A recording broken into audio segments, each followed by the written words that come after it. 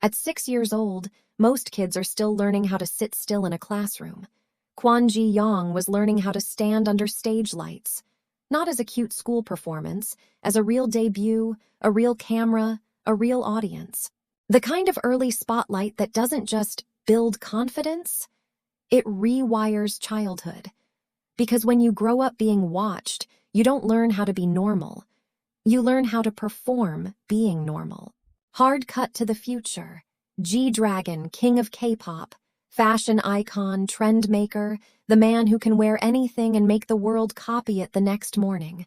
Flashbulbs, airport crowds, front row seats, 1,000 phones raised like a wall. But here's the paradox. The more legendary he became, the more his life turned into evidence. Every gap between comebacks became suspicion. Every private night became a rumor. Every headline asked the same hungry question. Is the genius still clean? Still stable? Still real?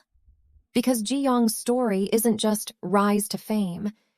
It's a story about a kid who entered the machine too early, then grew up to become the machine's most dangerous exception.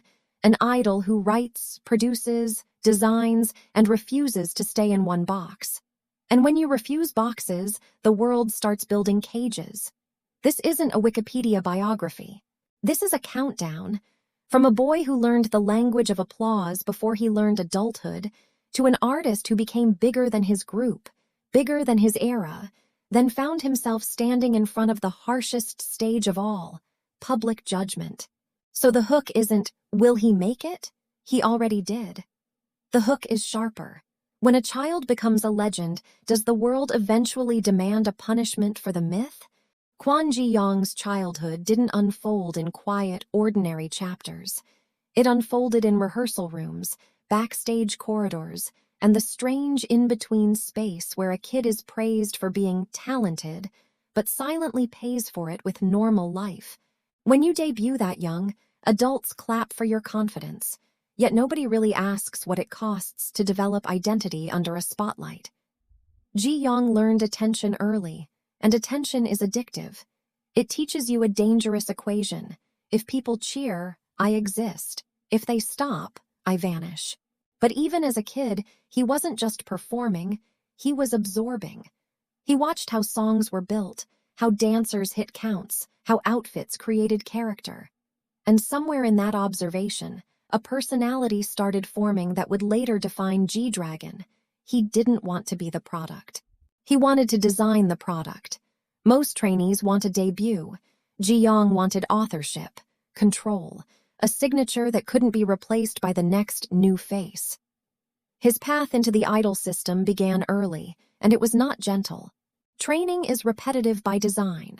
The same moves until your body obeys without thinking, the same vocal drills until your throat becomes a tool. The public imagines trainee life like a dream factory, but for a child, it can feel like a childhood being scheduled. Ji-yong grew up learning that praise is conditional, earned daily, revoked instantly. That kind of environment creates two outcomes. You either break, or you develop an obsession with perfection so strong it looks like confidence from the outside. And then there was the loneliness that people don't associate with fame. Being different isn't always glamorous. Being talented early can isolate you. It separates you from kids your age who complain about homework while you're counting beats. It separates you from friends who can be messy while you're being coached to be marketable. Ji-yong's personality, sharp, self-aware, sometimes private, makes sense when you view it as a survival style. When you're watched young, you learn to hide the parts of yourself that don't fit the brand. By the time he entered YG's world, he was already wired like an artist, not just a trainee. He wasn't interested in simply looking cool. He was interested in inventing cool. That's why his before fame is more than a timeline. It's a psychological build. The seed of his future power, music, style, image control was already there. And so was the seed of his future conflict. If your whole identity is built on being original, the world will punish you the moment it suspects your originality is a mask. Part 2 ends with a promise and a threat. Before the world called him king of K-pop, He was the kid inside YG's machine who refused to be manufactured. When Big Bang's early era arrived, G-Dragon wasn't just learning how to perform, he was learning how to lead. And leadership in a group like Big Bang isn't about being the loudest. It's about being the one who decides the temperature of the room, the sound, the attitude, the silhouette, the story. Even then you could feel it. Ji-yong didn't want to fit the idol mold. He wanted to bend it until it looked like his. The first spotlight wasn't only stage lights. It was the industry noticing something rare. An idol who could create. Songwriting credits, studio sessions, the quiet obsession with details that most fans never see. Tempo choices, hooks, tone, phrasing, the difference between a track that's good and a track that becomes a cultural memory. While other rookies chased approval, he chased authorship. That's when the genius narrative began forming. Because when you make hits and you look like you don't care about being liked, people start believing you're dangerous. And the image evolved just as fast as the music. Hair colors, silhouettes, accessories that looked like rebellion disguised as fashion. G-Dragon didn't simply wear clothes, he used them as language. He trained the public to read him like a headline. A new look meant a new era. A new era meant a new sound. The audience didn't just follow his work. They followed his identity changes in real time. That kind of influence is intoxicating, but it also invites a specific type of hate, the kind that says, who does he think he is? Even before the biggest scandals, you can see the pressure building here. The more he was credited as the brain, the more responsibility he carried for everything. If Big Bang succeeded, it was expected. If Big Bang was criticized, his name became the target. And when you're labeled the one who shapes the group, you don't get to hide behind the group. Every mistake becomes personal. Every rumor sticks harder. Every accusation feels like it's trying to erase your authorship. Part 3 ends at the edge of inevitability. Big Bang is rising, G-Dragon is becoming a symbol, and the spotlight has officially changed. It's no longer just cheering. It's measuring. Because when you become the person who defines the culture starts demanding proof that you deserve the power. The moment G-Dragon truly detonated wasn't when Big Bang became huge.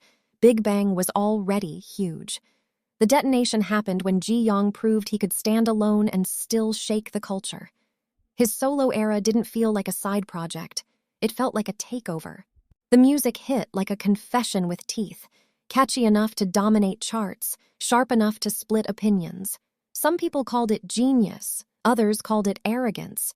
But both reactions meant the same thing. Everyone was talking. Heartbreaker didn't just make him famous. It branded him as a creator with a dangerous level of control. Over sound, over style, over mood. He wasn't chasing trends. He was launching them. The hair, the silhouettes, the stage energy. Everything looked intentional, like he was directing a film where he played the main character and the director at once. And when the audience realized that, the mythology grew fast. G-Dragon wasn't just an idol, he was an era. Then came the global reach. World tours, festival-level crowds, and the kind of fan culture that treats every appearance like an event.